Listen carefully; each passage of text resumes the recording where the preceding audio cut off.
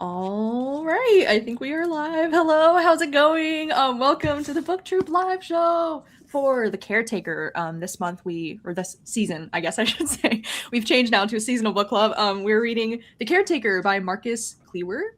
And I am joined here today by two of my booktube besties, actually. This is Kayla and Ashley. You've probably seen them both on this channel multiple times now, so thank you for your continued participation in this book club.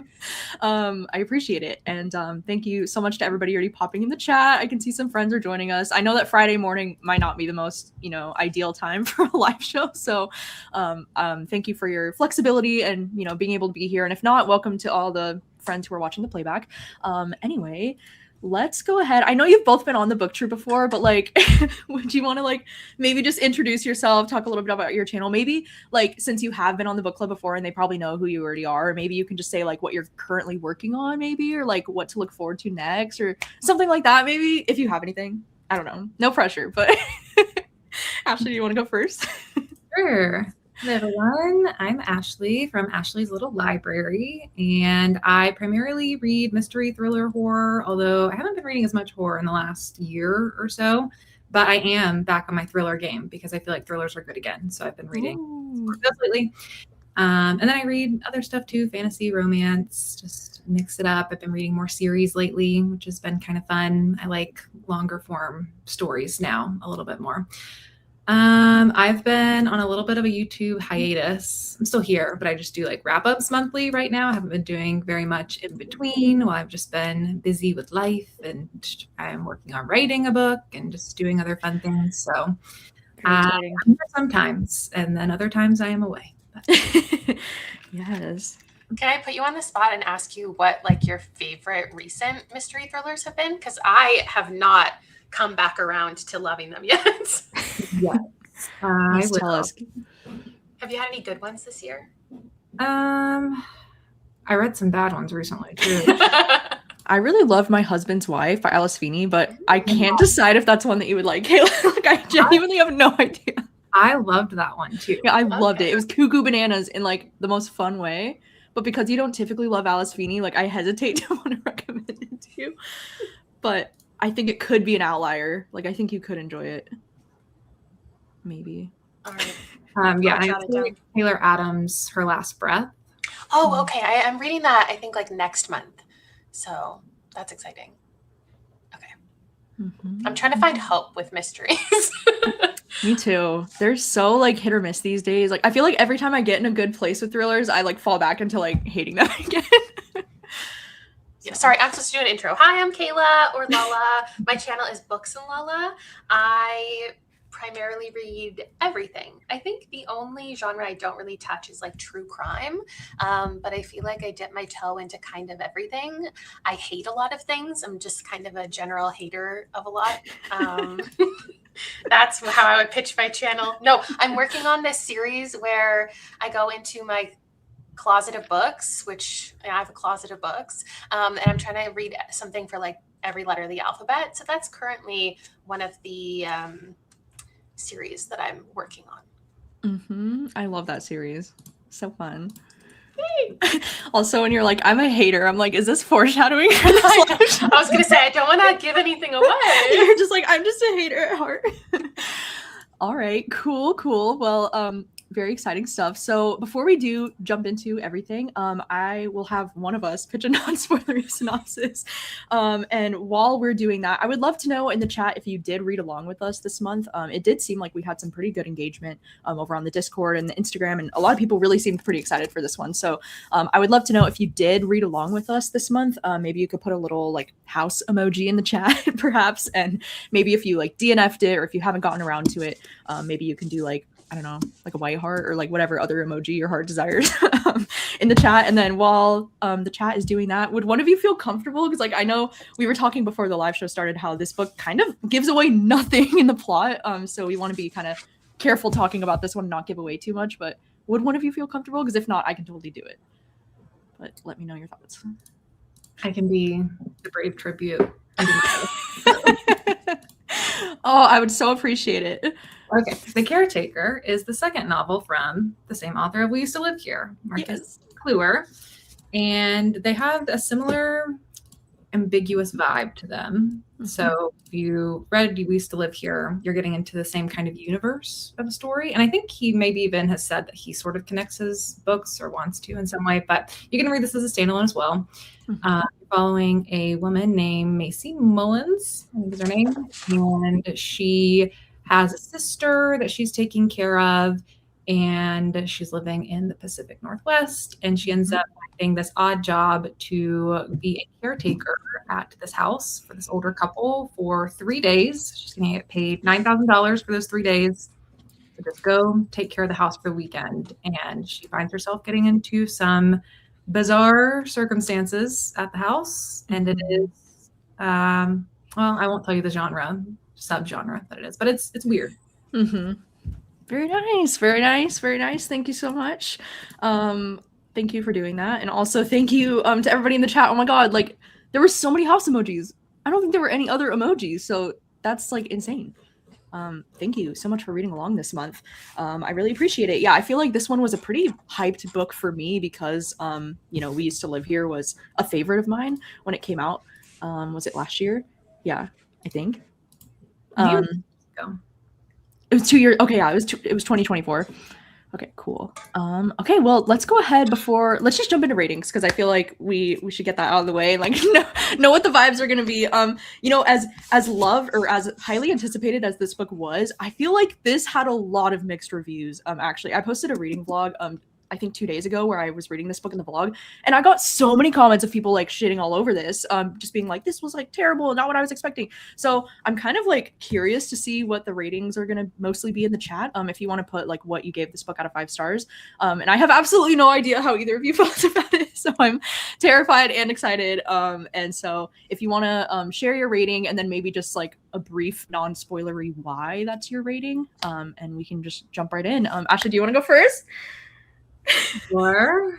I gave this a 1.5 stars. Oh no! Wait, what did you rate his first book? Yeah, me too. Okay. Oh wow! Oh wow! Okay. Yeah, I don't give out very many 1 stars, and it was going to be a 1, but I gave it a little 0.5 for effort. I like the concept of what I think this book was trying to do, but I really disliked almost every single thing about it. Wow. Okay. By that experience. And then I was like, wait, did I even like We Used to Live Here? Were all these things like, look at We Used to Live Here? And I'm like, no. I did like We Used to Live Here. I think this was just very different. Okay. Wild. All right. Good to know. I just saw you post. Didn't you just post a vlog with this in it, Gabby? I did, yeah. Okay, I haven't watched it yet, so I don't know what your thoughts are, but now I'm getting a vibe that you gave it a pretty high average rating. So that's exciting because then we'll have a whole range. I gave this a 2. I feel like it's interesting seeing, because I just finished it like 20 minutes ago, and seeing, like, browsing very quickly through like Goodreads, Reddit to see what other people were thinking about it. It seems like it depends where you go to see the discussion about it is like indicates the rating. It's like a lot of people on Instagram seem to hate it. But then if you go to Reddit, obviously, because people who want to engage with the conversation beyond what was actually within the pages, they gave it 5 stars. So it's like everyone's obsessed with it over there. And I wish that was me, because I want to do the deep dives. Like, I want to talk about all the themes that I think we weren't really talking about. And apparently he's been doing all of these posts about like answering questions after the fact. And I think that's really interesting. I don't know what I think about that, of leaving it such an ambiguous ending, but then answering a lot of questions as the author on social media. I think it's interesting. I don't know how to explain why I gave it a 2. There was just nothing I loved about it. There was nothing that I really connected with, that I enjoyed, but I respect it. And I think a lot of people getting things out of it makes sense to me. I appreciate what it was doing. So I can't quite give it a 1. So I'm at a 2. Wow, interesting. You know, these comments too are more mixed than I was expecting it to be, because I do see a lot of high ratings mixed in with low ratings here. So I feel like this will be a pretty great conversation, I think. Or I like when this happens with the book club, because then we can actually like have a proper discussion about like pros and cons, you know? But So I ended up giving this book like a 3.75. Okay. If I'm being really technical, like I did round up to about a 4, but like if I'm being really nitpicky, it's like a 3.75-ish. I think I enjoyed a lot about this. I think the main thing that I really enjoyed was actually like the sister relationship. I thought was so cute and like so funny, and like I just loved Gemma's character. Like she was cracking me up while I was listening to the audiobook. And I thought some of this really worked for me, but then some of it didn't. And like the main reason why I lowered my rating was because for me the second half got very repetitive, which we'll get into with like what's going on in the second half. But I think that's something that probably even people that enjoyed the book could agree on, that it gets a little bit repetitive in the end. And I still have like undecided mixed feelings on how I feel about the ending of the story. Like I don't know if I was like fully satisfied with it. And I'm usually somebody that like I enjoy an ambiguous ending, you know, for the most part, like most of the time. But there was something about this one where I was just like, I could have used a little bit more closure, or like, I don't know. It wasn't the most satisfying thing for me. And I don't feel like that's a spoiler. I think some people might say that like saying a horror book is ambiguous in the end is a spoiler, because I've seen that with discourse about other books that I've talked about. And I don't think in this case it is a spoiler, because it's such an like imperative part of the book that you don't get answers. And so I would never want someone to pick this up thinking that it's going to be an explanation heavy story, because you're just going to be so disappointed. And I don't think that's fair to go into the book expecting that at all. Yeah, I would agree. And I mean, I guess we kind of touched on this already, but like, how did this book compare for you with We Used to Live Here? Because I know I specifically asked you both to be co-hosts because we've all read We Used to Live Here, and I'm pretty sure we all enjoyed this one for the most part, from what I recall. But like, so obviously this one was, you know, much of a letdown in comparison, I'm sure, for both of you compared to this one. But just in general, like, how did you feel about one compared to the other? And you know, because there was something I noticed too about this book, is that there was a lot of like Morse code and like things like that included in this book, and I didn't notice that as much in this book, if at all. But I thought there was like it's weird because like on the synopsis there's like a little Morse code on the bottom there, but I don't know if that was just like a little shout out to the previous book, because I kind of expected there to be something like that in this book, but there wasn't. Yeah. So yeah. I felt like We Used to Live Here was scarier and did a better job to me with exploring like the existential dread that I'm trying to explore, and creating like a layered story where there's weird things happening, but it's also about like not knowing if you can trust your perception of reality, and it connected those themes really well for me. Whereas in this story, there's, you know, the surface story, and then there's the interpretation that you can get of it, which we can get into in spoilers later. But I just didn't like the execution of the surface level story to even like want to go dig into seeing the underlayers. I also felt like it read kind of silly to me instead of scary. Yeah, I felt that at times too. Yeah, that was like the biggest difference to me. Was I remember being genuinely creeped out reading We Used to Live Here, and this one I was like, ugh, this is kind of weird. I was also really creeped out by We Used to Live Here. And I always think back to like when I read it, because I read it in like a creepy quote unquote haunted barn. Like I was in a very atmospheric setting when I read it. And reading this made me think like, did I love that as much as I thought? Like, is this author actually for me? So now I need to go reread it. And it's funny because my mom was over yesterday, and she was taking a bunch of books from me to read, and We Used to Live Here wasn't even on her radar or my radar as something I would recommend to her. And then this was sitting on the desk, and I was talking about how I had a live show coming, and then I ended up talking about We Used to Live Here with her for like half an hour. And I was so passionate. I was pitching it to her, and I was like, oh my God, wait, you have to read this. And so she left with it. And it's so sad thinking how I'm not going to gush about this book in the same way. And I really wanted that experience.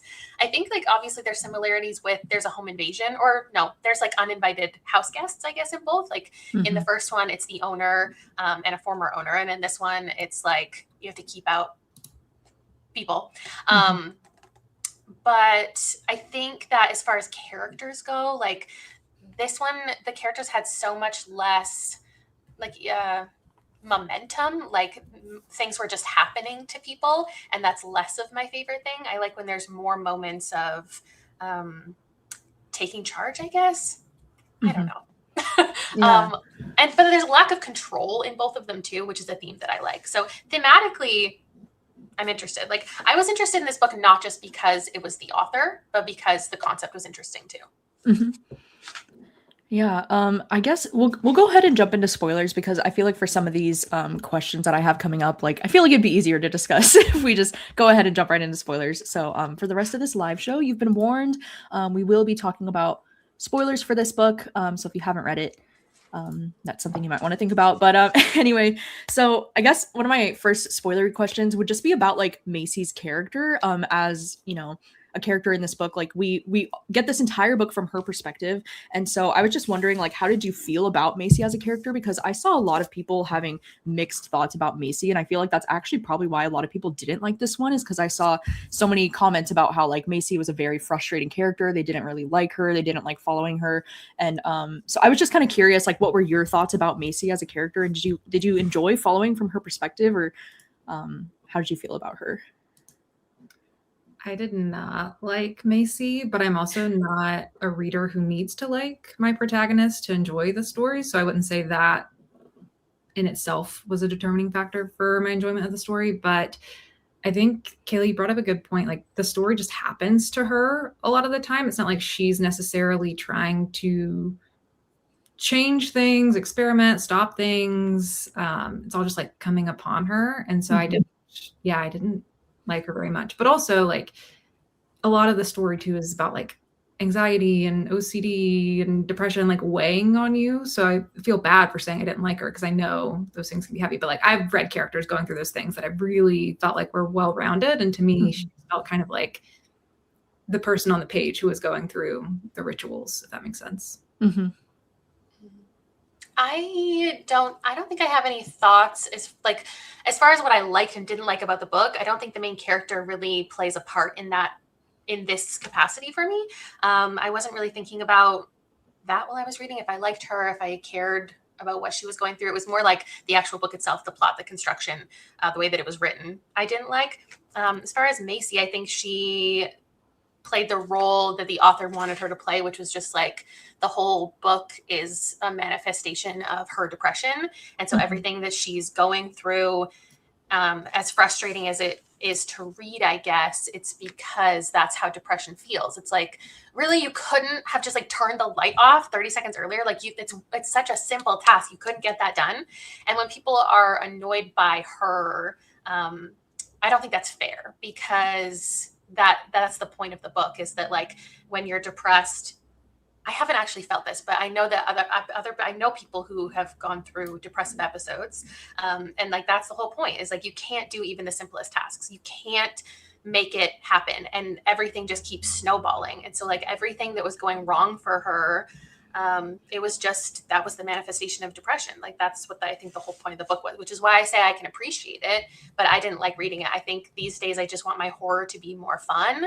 I want to have more fun with them. And this was just so sad. And it was just like, it didn't feel like, because obviously I know I'm talking more about just Macy as a character, but like as she's accomplishing tasks, I want it to be like leveling up. I want it to be like setbacks and then going forward. But this was just like, bad thing happened, punishment, bad thing, punishment, bad. It was just so depressing. And that's the point, but I didn't like it. As far as her as a character, I don't feel anything towards her. Yeah, I think that's a really good point. And that was something I wanted to talk about too, with like the whole theme of like depression throughout this book. Because it's like, obviously like her situation isn't great. Like she's she's the main provider for her younger sister, who she is responsible for. Like she's put, in like all of her actions are based in like, I need to take care of my family. And so I think that's like something that a lot of people could really connect to. But I think it was like, I thought the depression and like OCD exploration in this book, I thought was really well done, because I do think like the book does have a theme of like depression as being something that you will always deal with and that you'll never fully escape from. And even like the themes with like her dad, like kind of finding out more about her own father and like what had happened to him, and like realizing that maybe his death wasn't an accident like she thought it was. Like I thought that was all handled really well. And it kind of like, I don't know, I like stories like this where you're kind of like seeing a character like discovering more about their family and then in turn discovering more about themselves too, and kind of like going through that spiraling. And I thought it was just kind of sad that like it seemed like a lot of the time like her only reason to continue on was for her younger sister, and so I thought that made her more of an empathetic I felt more empathy towards her because of that, and I felt like I connected to her situation because, like, I don't know, I thought it was a tough situation that she was put into. So yeah, even if Macy was annoying at any point, like, I just felt for her character a lot during the story.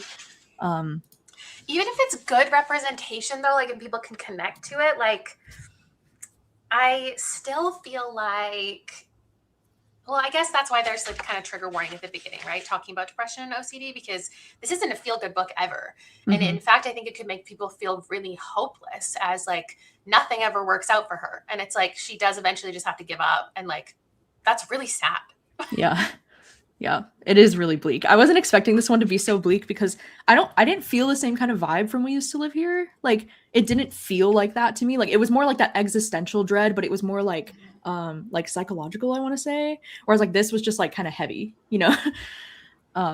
But I guess with talking about that, I just wanted to talk about like some of the rituals, because like I know we were talking about how some of the rituals started to feel a little bit silly or like a little bit repetitive, but were there any of the rituals that you found to be like really interesting or really like strange, or were you ever like, that's ridiculous? Like, because I think my personal favorite one, I know it's like so stupid, but I liked the idea of like you can't leave the lights on for like long, or like if the lights come on, you have to shut them off within 3 minutes. Like there was something about that, like the idea of her like walking through the dark in this house, and like the idea of her walking past a room and the light just like coming on, like that just like like that just like irked something in me. I was like, that's creepy.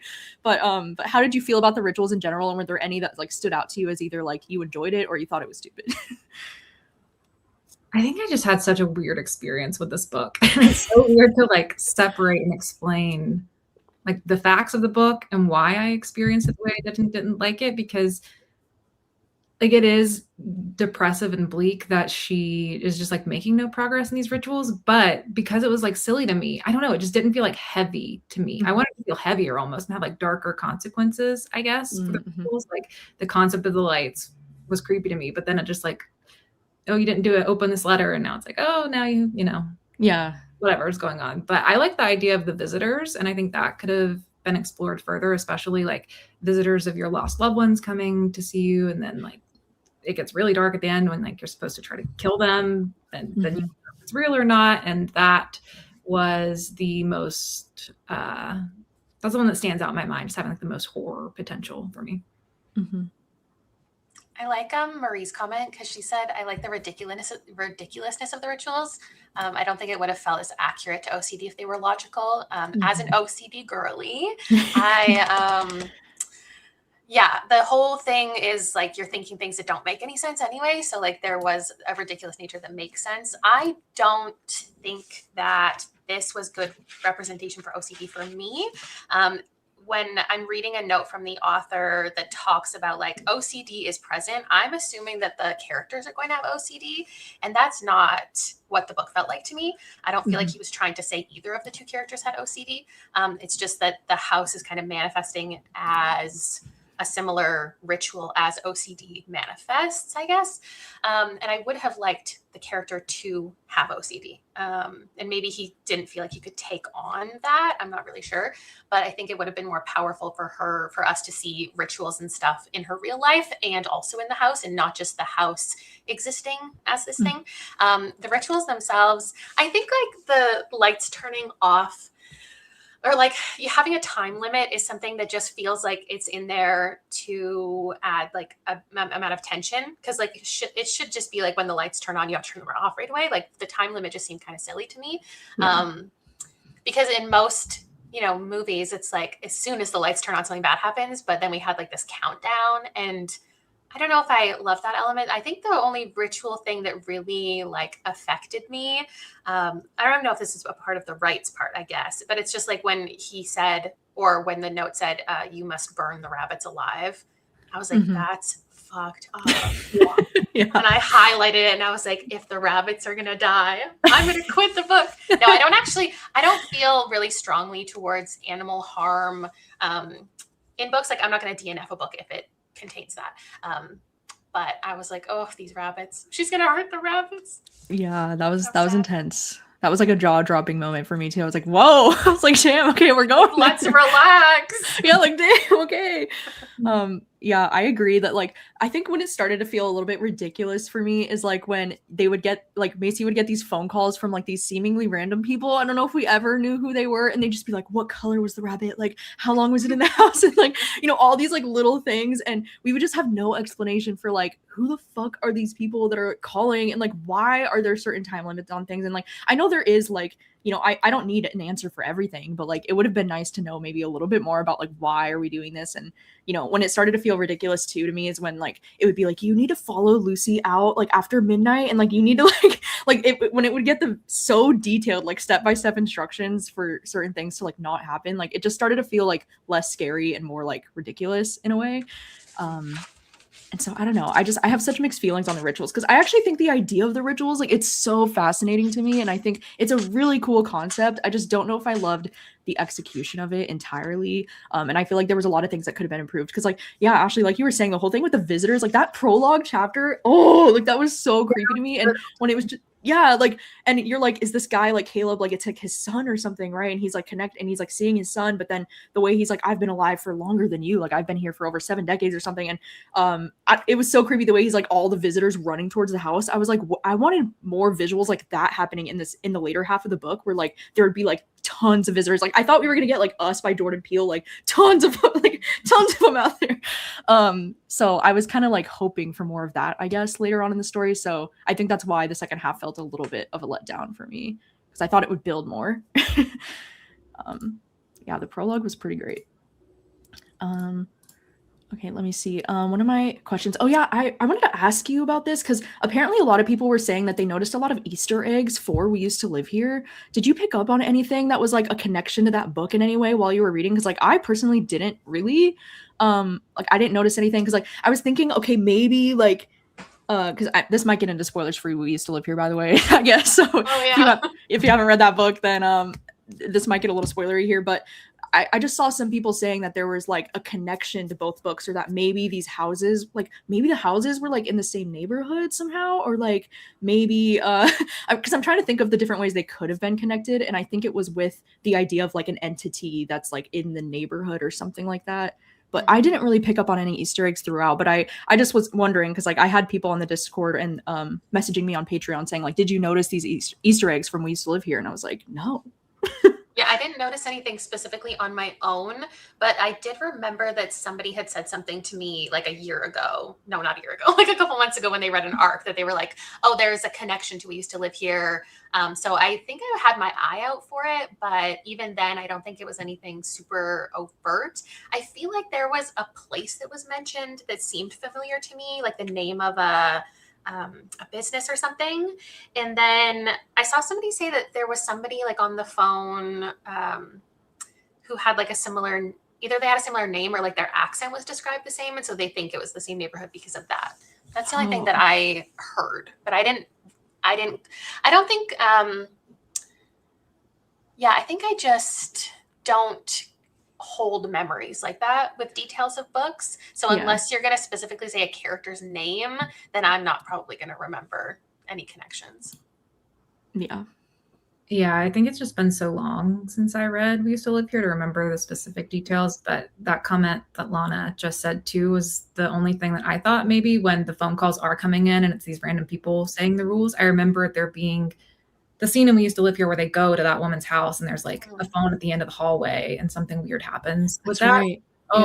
Maybe they are connected in the same universe, like making the calls for each other. But yeah, that's interesting to think about. Like I do love when authors like connect their books in some kind of way, like when they leave like little clues for fans that have like read both books and stuff. Like I think that's really interesting, but I didn't notice, like maybe I wasn't paying close enough attention to be honest, but I didn't notice anything. So I was just curious if anybody else did. I'm sure the Reddit deep dives, because like I didn't feel the urge upon finishing this book to like do the same kind of Reddit deep diving that I did with We Used to Live Here, so I just didn't. But I'm sure Reddit probably has more theories for us if we wanted to explore that. Okay, and then something I did want to talk about was, the ending of this book, because for anybody that's just here and curious and wants to know the ending, we have this crazy ending where like Macy starts to believe that like the visitor is her sister, or question mark. She thinks it's her sister, but she doesn't know for sure if it's her sister, but she's like, no, this is a visitor. It's not actually my sister. And she like kills it, right? Or like she attacks it and she thinks it's a visitor. And then there's like a moment of horror where she's wondering, was this actually my sister? And she like sees all these phone calls that she missed from her sister that said she was like on the way to the house, whatever. So then she's like, oh my God, I think I just killed my sister for realsies. And she doesn't know. And there's kind of like a moment of ambiguous tension where she doesn't know. And then the story ends with the morning she gets a call from her sister and says she's on the way, and then the sun turns red. And that's kind of like the end of the book, right? Like, unless I missed anything important there. But so it kind of does end on this ambiguous note, right? Because I saw somebody say earlier that the ending's not necessarily ambiguous. You just like don't know. You just don't see what comes next. But I don't know if that's necessarily true, because I do think it's kind of ambiguous, because we don't know confirmed for sure or not if she actually killed her sister, right? Like, that's meant to be left a little bit ambiguous.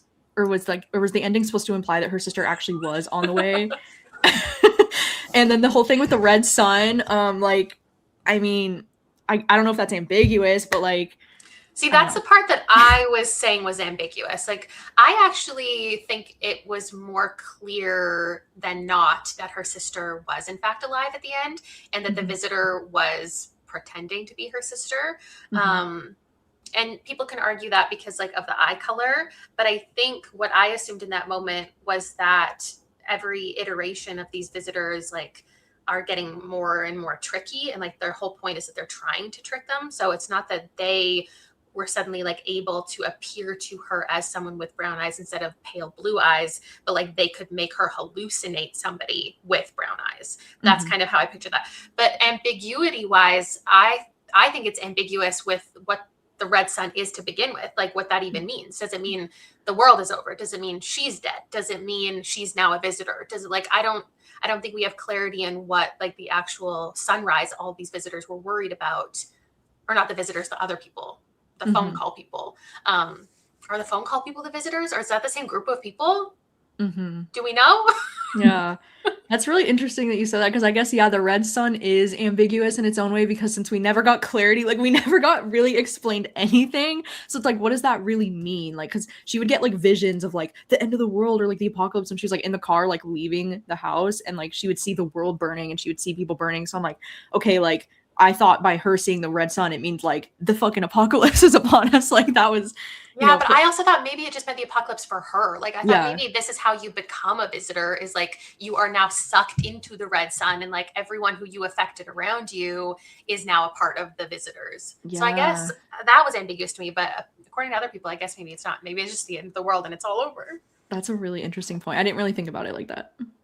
I read into it more of like a personal allegory, metaphor kind of thing of her sister being alive. But I just checked too, because I thought the whole ending was written so like fast that you're like, wait, what's happening? Where are we?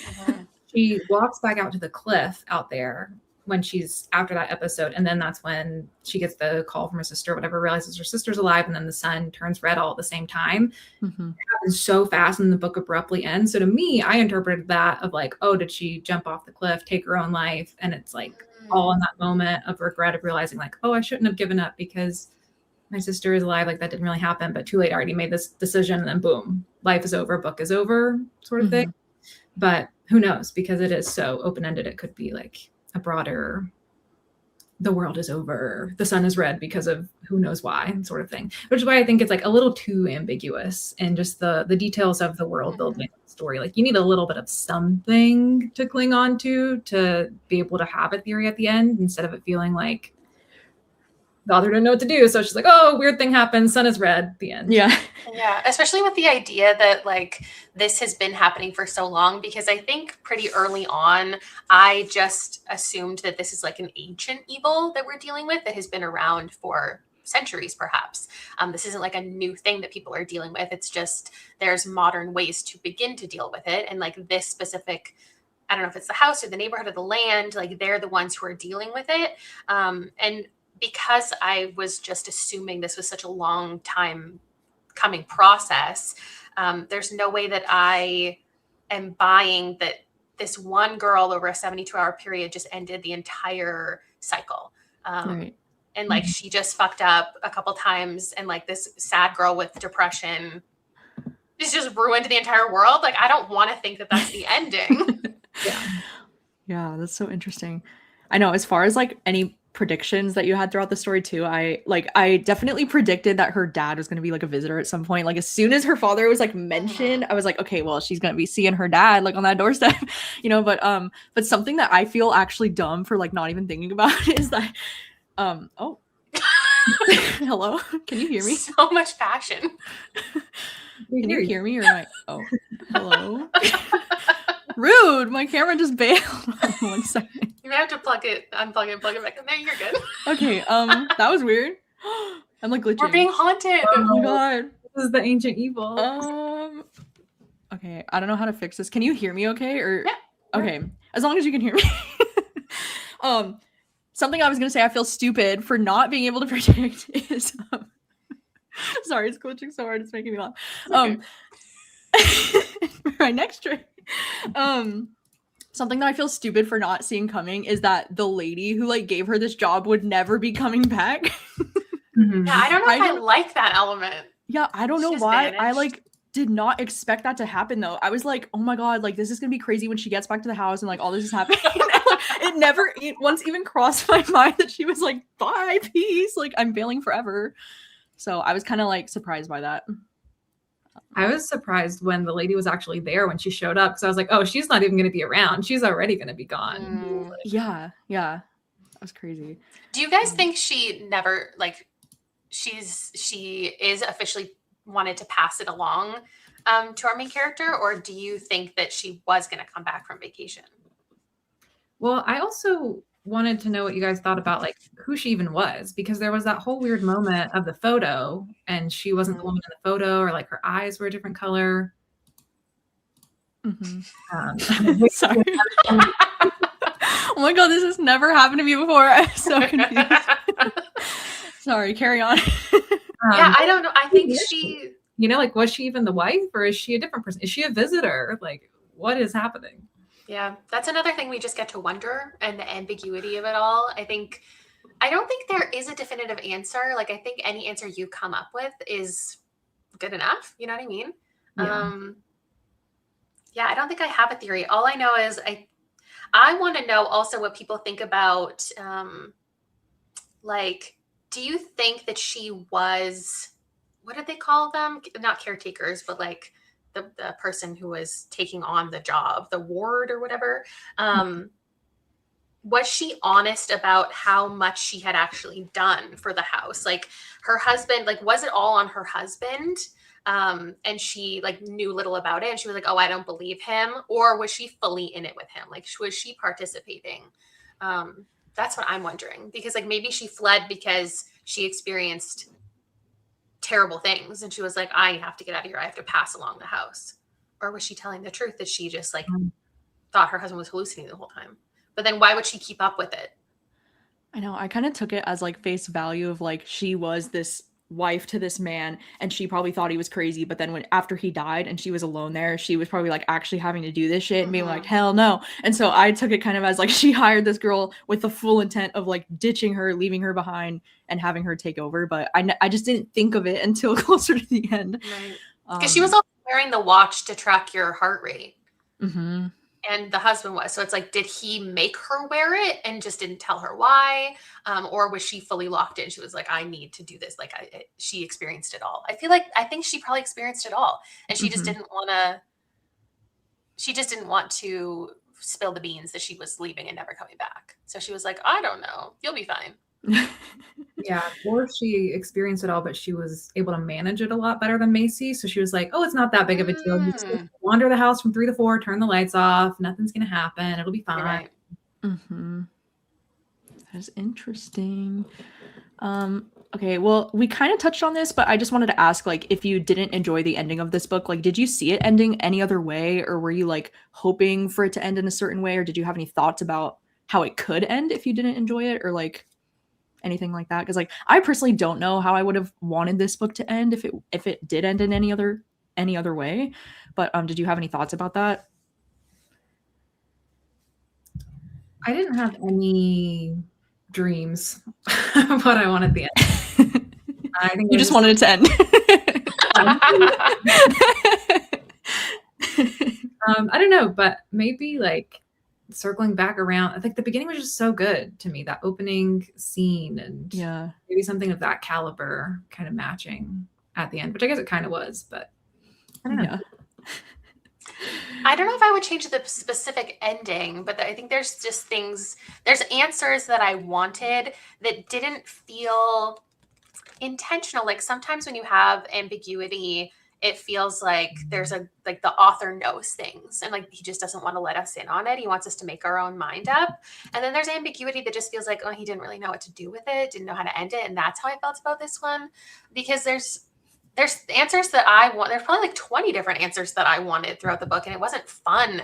There's fun things to think about, like what was Grace's real role? Like that's fun. But there are some things that like I do want more answers to. Like I want to know how long this has been happening. I want to know if it's just this house, if it's just this neighborhood, if it's just this one person. Like I want to know how kind of broadly this reaches. I want to know if all the things that were happening in the house were specifically targeting why can't I Macy, our main character? Macy. I want to know, because like there was moments where she was like, I had a stuffed rabbit in my childhood, and like it's the rabbits are in the house. So I wanted to know, like, was the evil of the house specifically calling upon those things to trigger her? But obviously not, because he knew about the rabbits before. So was it because she was called to the house because they knew the rabbits would call her there? Or like, I just wanted more connections and more things that I didn't have to figure out myself, I guess. Yeah. And also, as far as like not seeing things coming, I think it's really interesting that the synopsis doesn't talk about the fact that he's dead when she gets there. And I think that's really smart, because as far as like shocking moments, that was the most shocking moment of the whole book to me. It was when she arrived and there was no man. I was like, no way, he's dead. And then like that changed. So I think I was excited in the first third, and then everything else that just kept giving me questions and never an answer, and I wasn't having fun. Yeah, I agree. I was gonna say too, one of my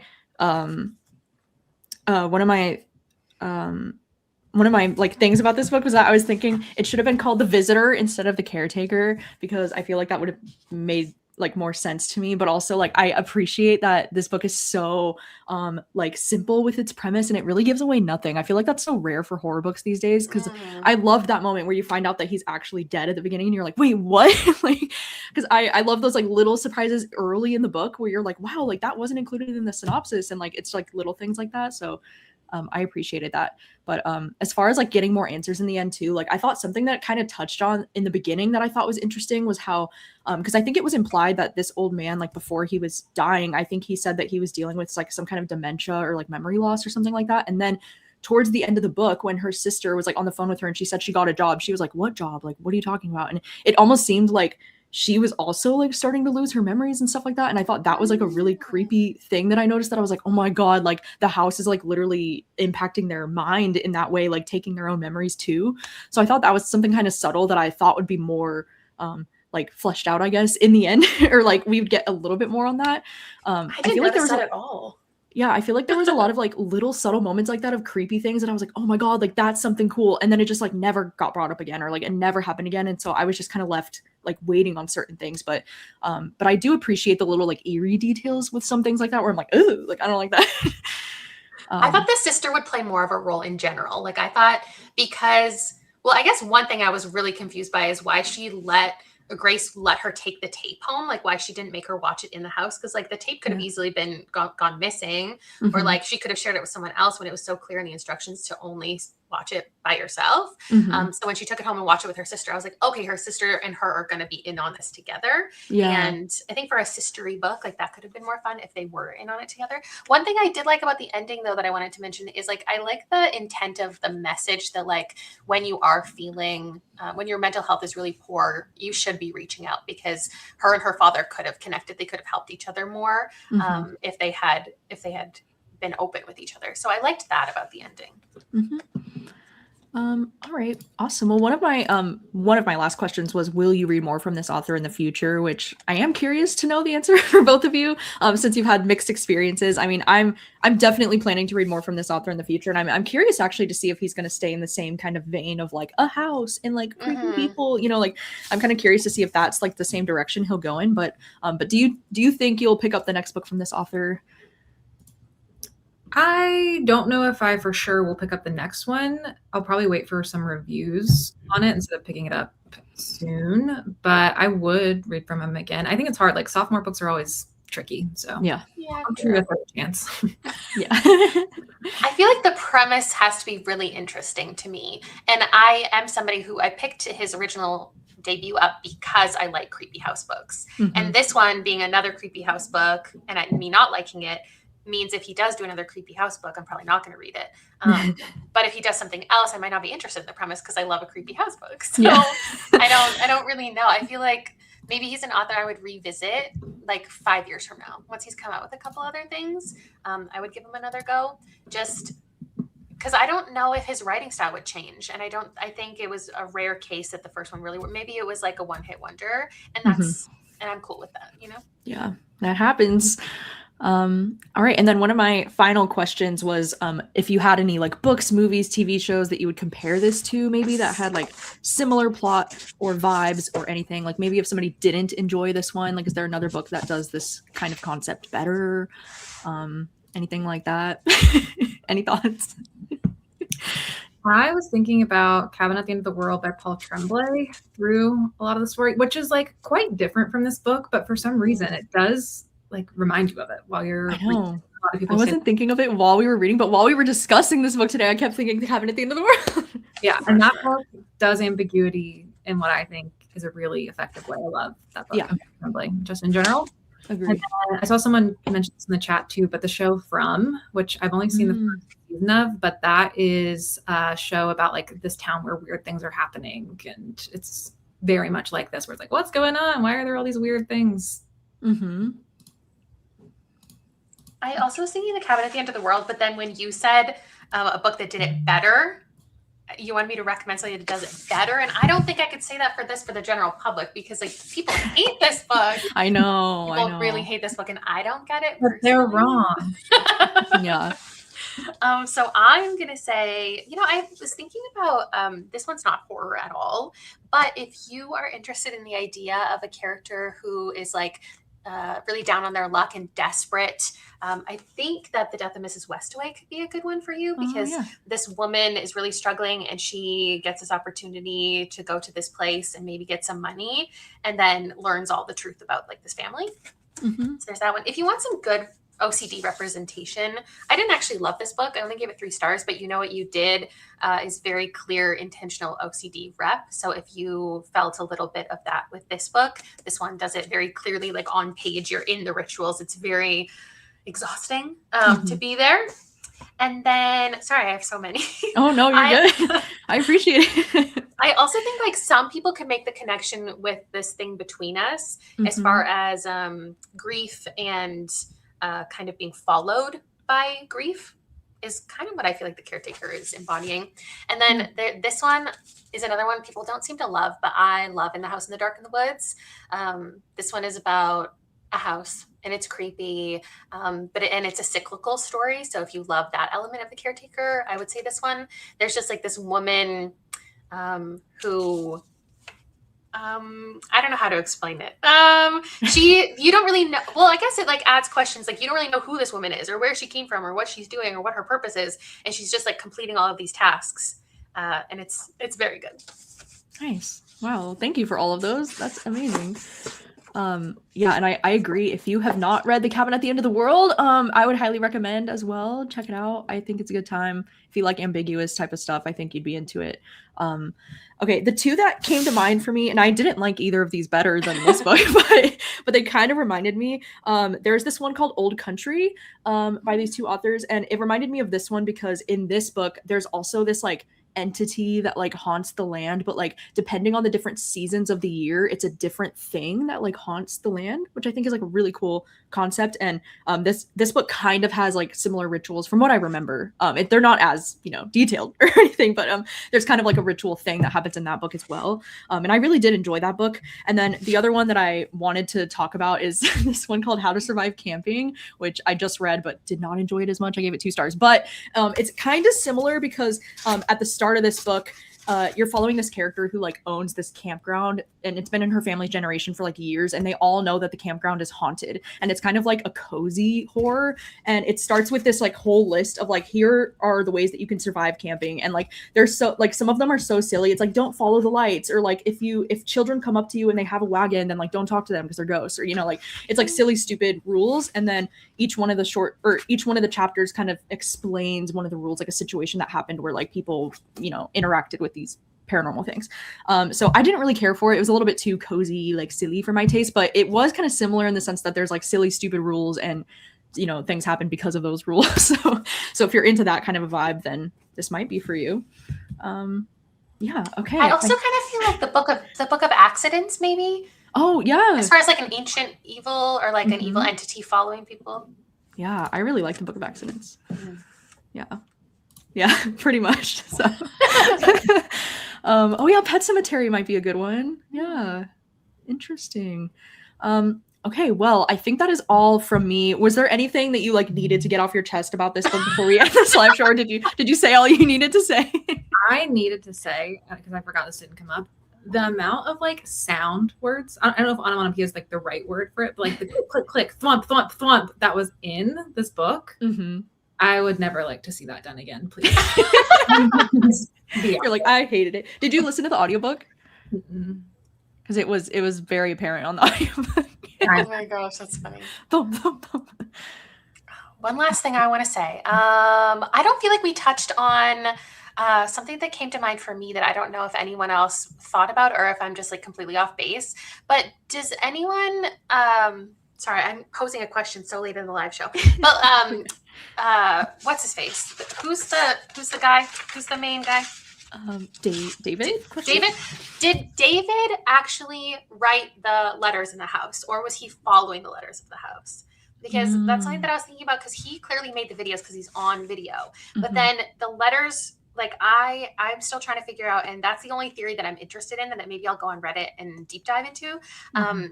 Did he write the letters, or were they always there and like he just knew? Because one thing about this book that kind of bugged me is I thought it was going to be more of like a master and an apprentice kind of thing, where he was teaching her everything along the way. But it felt sometimes more of like a Dumb and Dumber thing, like he was kind of stumbling around and like he didn't really prepare her for everything. And so like, is it because he didn't actually even know what was in the envelopes themselves? Like he didn't actually set them there. It was just a journey that he was also on. I don't need you to answer it. I'm just thinking about it. Well, that's actually really interesting. I didn't even think about the fact that he probably didn't write those himself, or maybe he didn't, because maybe this house has been like dealing with this for so many generations that like this has just been like a thing, you know? Because there was no mention of like, because the letters were never personally addressed. Exactly. Right? And then they never referenced him, and they never referenced anything that he proved that he had experienced. Yeah. And they never mentioned if like the letters were like really old and crispy. Like, no, they didn't really describe the texture. Like, are these old letters? Well, it was like all invisible ink too, right? How long has that technology been around? So it's like futuristic. Or from the future. Yeah, maybe. We'll never know, I guess. Just more ambiguous things to think about.